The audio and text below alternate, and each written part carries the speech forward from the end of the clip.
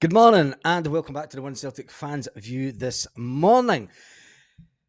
Celtic directors have taken £18 million out the club over the last few years. Stick around to the end of the video because I'm going to let you listen to a gentleman that dives right into the business figures of Celtic.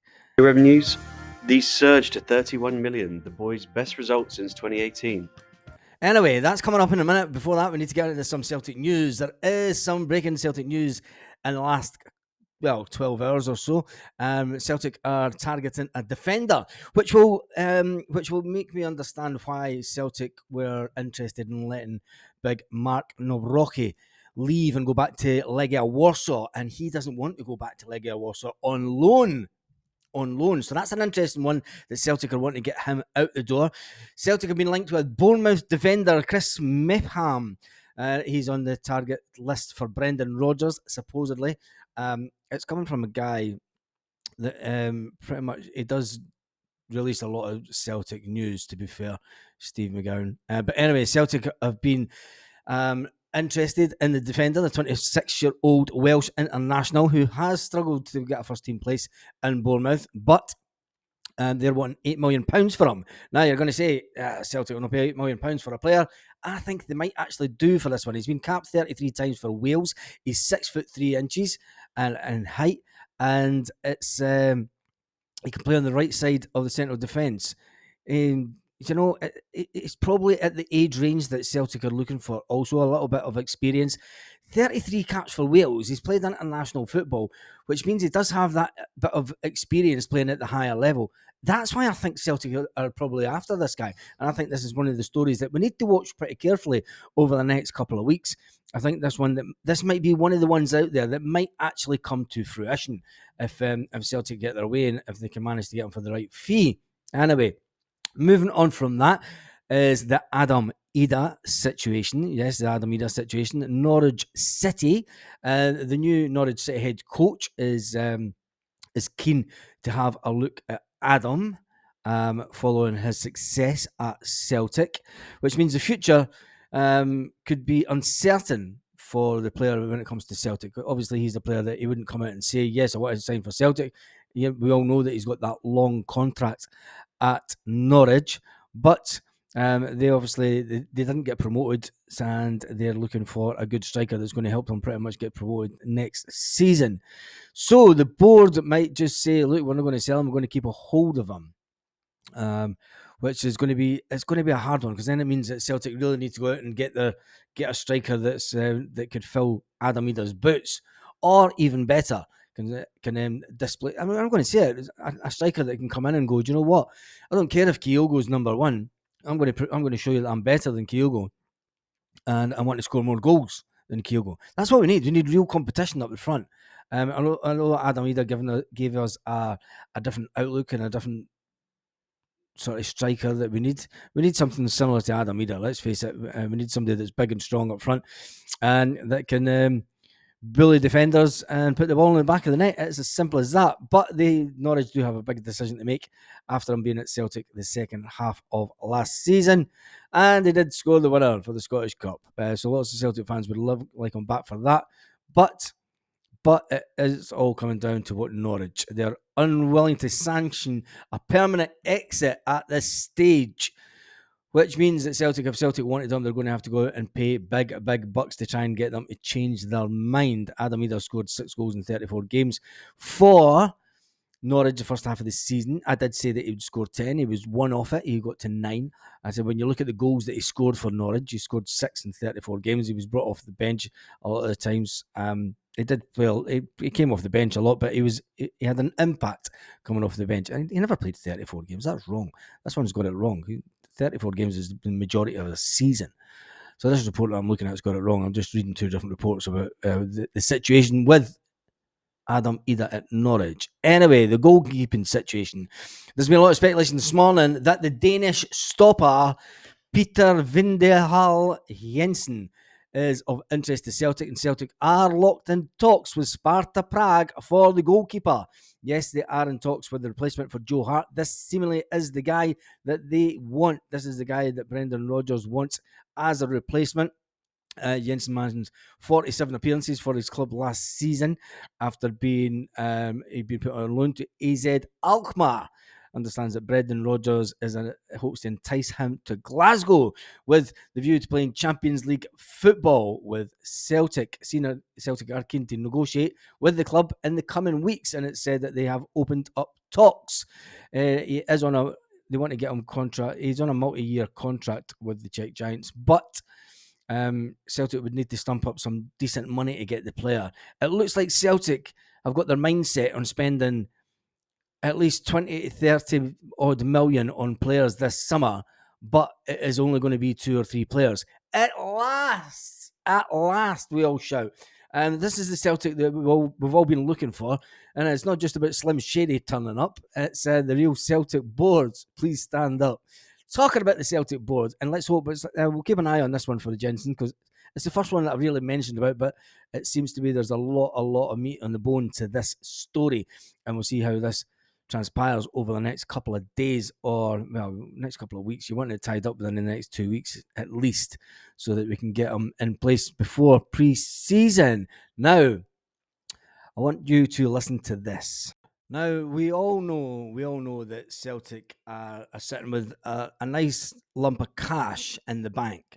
But let's listen to this guy, and I'll put a link to the original video in the comments section.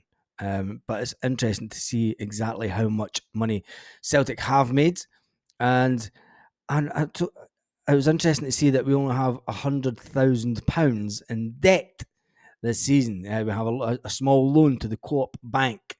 A small loan to the Co-op Bank for 100 grand. And it's like, what the fuck do we need a loan for 100 grand for? It's obviously just to keep yourself right with the banking system or something like that. But anyway, who knows? Let's listen to numbers behind the figure, numbers behind the net. Anyway. Revenue has been on a roller coaster, first rising to over 100 million in 2018, then shrinking even before the pandemic.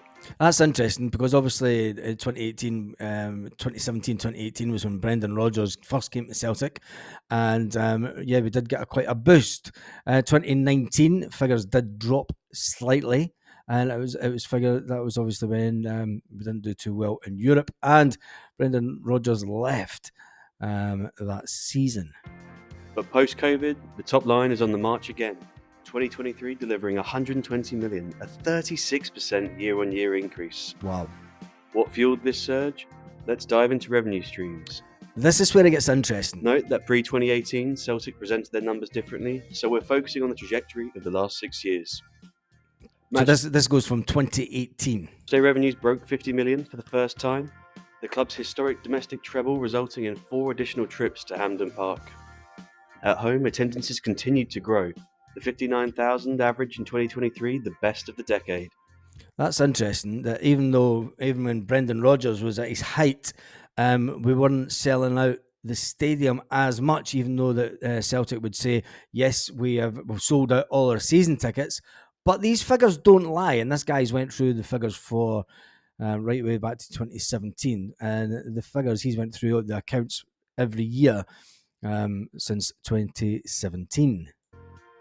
Next up, media revenues. These surged to 31 million, the boys' best result since 2018, driven by their first appearance in the Champions League group stages for 5 years. It just shows you how important, and we all know how important the revenue is from the Champions League, because the money that you get for Europa is absolutely terrible. And it shows the importance of having to win the league. And it reiterates the fact that we knew that we couldn't let them get a hold of the big pot of cash that's waiting for us next season. Retail and commercial revenues also went from strength to strength.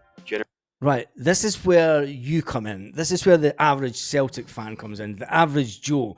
Celtic made over 22 million in shirt sales. 22 million in shirt sales. Generating 22 and 13 million respectively. Across the division, it's clear that Celtic are far ahead of the rest of the field, even Rangers. And people all around the world in bars and living rooms will be absolutely thrilled. Yep, all around the world. All around the world. The bottom line also undulates throughout the years. Yep. But Celtic have generated profits in 7 of the last 10 seasons. And 2023 generated over 40 million in operating profit. So 7 of the last 12 seasons we've broke profit. In fact, over the decade, the boys have averaged 8 million a year. Wow. So how have they managed this? Time for our P&L walkthrough. Let's set the timer, grey out the revenue, and dive into staff costs. This is interesting. Steadily increasing until 2018, Celtic have kept a handle on staff costs. Right, back in 2014, the staff costs were 37 million. And 10 years later, 2014. 2014, they were 37 million. 2015, they went down to 33 million. Interesting, under the Ronnie Dyler years, the wages actually went down. 2016, 36 million. In comes Brendan Rodgers, and the wage bill goes up to 52 million, and then 59 million. And then it drops slightly in 2019 and 2020. 2021, it drops again down to 50 million. In comes Ange Postecoglou, in comes Ange Postecoglou, and it goes up to 58 million, and then 60 million in wages. 2023, 61 million, only an additional 2 million increase on the wage bill of 5 years prior. Unbelievable. As a proportion of revenues, Celtic look in robust health. 2023 staff costs making up just 51% of that improved top-line performance. Interesting. Even during COVID, Celtic's wage bill peaked at 85% of revenue. So after staff costs alone, Celtic have plenty to play with. Next up, operating costs. Whilst these have ramped up post-COVID, 2023 saw these reduced to 18 million. So the operating cost, what it costs to run Celtic Park, has actually came down from 30 million to 18 million. How have they managed that? It's one of these figures that never really gets spoken about. So the operating costs, what it costs to run the business, has come down, which I found was interesting, from 30 million to 18 million. I wonder where all the extra money was going to. Almost 40% lower than the year before. 40% in this lower. year, Celtic received 13.5 million in one-offs in the year. 10 million from insurance claims and 10 million from an insurance claim. What was the insurance claim, I wonder? What was the insurance claim that Celtic put in to get 10 million in the year 2023? 3.5 million in compensation. And 3.5 million in compensation. Interesting. At EBITDA level, those one-offs continue to make 2023 a standout year. Yeah. And we all know that we made 40 million profit. But 10 million of that actually came from an insurance claim, which Celtic didn't tell us about, did they? That's an interesting one. I had total respect for this guy for diving right into the numbers. Third up, stadium and facilities. Celtic's steady investment mean these have remained around 3 million a year over the decade. Interesting. Finally, we move on to transfer fees. This is where it gets... There's plenty of green here, with Celtic generating net transfer profits in 7 of the last 10 seasons. Net transfer profit. So that's the time that we buy players in and we all know this happens. We know this is the Celtic business model. So the time that we buy players in and then the players sold that summer. The biggest one was 2020, where we made £10 million profit. But I'll let you listen to what the guys got to say when it comes to the transfer numbers. Driven by a raft of sales such as Victor Wanyama, Fraser Forster, Virgil van Dijk, Moussa Dembele, Kieran Tierney, Jeremy Frimpong. This transfer strategy has helped keep Celtic in the black 7 out of 10 seasons. And as far as margin goes, Celtic have averaged 10% operating profits over the decade. Wow. That's good for a business. I mean, it's quite low, but 10% operating profit. For a business point of view, that's fantastic. I mean, I know businesses that run at 30%. Personally, I try and run things for my online business around about 95%, but then I've no cost, it's just me. But for a company the size of Celtic, running a year-on-year pretty much at 10% is good. But this is where it gets interesting. But what about financial fair play? As Celtic compete in European competitions, they must abide by squad cost ratios. Wonder if this has ever been done about the Rangers, but then again, they don't put out their real accounts, do they? Here we take revenue and profits from player sales to give total income. Alongside this, we compare playing staff costs, estimated at 85% of total staff costs, and add the cost of transfer fees. Divide one by the other, and we have a squad cost ratio. Celtic's 48% is well within UEFA's ultimate target of 70%. So no fears here. No fears there. And if top-line revenues continue to grow, could Celtic bolster their playing squad investments to try and improve their form in European competitions? Wow. So I think that's still the big development that this team have to make. Yeah, it Fine. certainly is that. Let's see now. if cash matches with the profit picture we've just seen. As usual, we're looking at the combination of cash from operations and transfer fees. Cash from operations, influenced by EBITDA line items, shows the same rollercoaster we've seen for revenue and profits. However, cash in the last 2 years means that over the decade, Celtic have made 88 million in cash from operations. Wow. Now let's shift our attention back to transfers. Do those transfer profits translate to cash? Indeed they do. Celtic have brought in transfer cash 7 out of 10 seasons. Overall, 7. that's another 16 million brought in. Add those together, and Celtic remains a powerhouse when it comes to cash flows. In 8 out of 10 seasons, Celtic have generated cash for the club, and over the decade, that's added 104 million to the boys' bank account. Now, people will say, what about these big transfer fees that Celtic have sold? You've got to remember that he's coming to these numbers by the transfer fees that we've paid out compared to what we've brought in, and that's how he's getting these numbers from a business point of view. So it's, never mind the big headlines that we sold Jota for 25 million, because that 25 million generally doesn't go back into profit in the club. That's good for us. We'll take advantage of it. Yeah. Has any funding been required? None. In fact, cash has steadily been taken out of the club over the decade. What? What the fuck? What?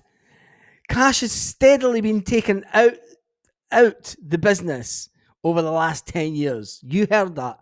Cash has been taken out of Celtic. Both paying down debt and dividends to shareholders. Over 10 years, 18 million has been paid out of the club. Woo! What? I need to have another coffee. Over the last 10 years, 18 million has been taken out of the club. And Celtic's borrowings now stand at under £100,000 at June 2023. 96,000. And then we'll look to fly from the beginning of next season. And we will look to fly from the beginning of the next season. But there's going to be a lot of questions asked. Tell me what you think about it in the comments. Celtic have 96 grand worth of debt, which is nothing to a club like Celtic. Absolutely nothing at all. Nothing in particular. Say it again. Ooh, hey, what is it good for? Debt, absolutely nothing. Anyway, Celtic have got money in the bank. Celtic have taken out over £18 million in directors' loans and dividends to directors over the last 18 million. That's money that pretty much you and I have paid into the club over the years. How do you feel about that? Anyway, on that note, I hope you enjoyed the video this morning. Make sure you give the video a big thumbs up. The big transfer speculation this morning is that Celtic are looking at a Bournemouth central defender, Chris McHappen. It might happen, it might not happen. 26-year-old. Norwich City boards are playing hardball when it comes to Adam Ida, which means that Celtic may have to look elsewhere for a striker. And we all know that Celtic do need a striker, because let's face it, even though he's on the massive wages that he is not the man for Celtic. He couldn't lace Adam Ida's boots, and Celtic are also locked in negotiations with the Sparta Prague goalkeeper. Sparta Prague for their goalkeeper, Peter Jensen. Anyway, he's 26-year-old and he is top of the list, of the shopping list for Celtic this summer. And on that note, have an absolutely fantastic day, Celtic fans all around the world. Lit. Roll up to the party, roll up to the party, roll up to